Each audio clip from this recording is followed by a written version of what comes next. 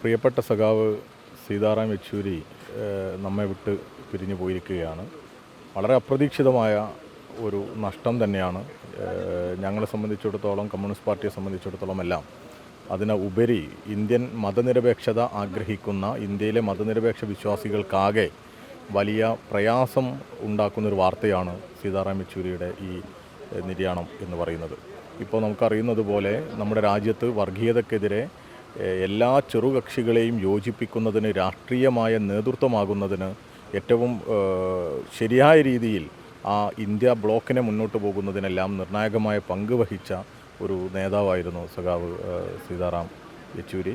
ഞങ്ങളെ സംബന്ധിച്ചിടത്തോളം ആണെങ്കിൽ ചെറുപ്പക്കാരെ, യുവജനങ്ങളെ സംബന്ധിച്ചിടത്തോളം ഞങ്ങളോടൊക്കെ സംസാരിക്കാനും ഇടപെടാനും, ഞങ്ങളുടെ സംശയങ്ങൾക്ക് അതുപോലെ തന്നെ ചോദ്യങ്ങൾക്ക് എല്ലാം വളരെ കൃത്യമായി മറുപടി പറയുകയും വളരെ സ്നേഹത്തോടു കൂടി ഇടപെടുകയും ചെയ്യുന്ന ഞങ്ങളുടെ ഒരു പ്രിയപ്പെട്ട നേതാവിനെയാണ് നഷ്ടപ്പെട്ടത്.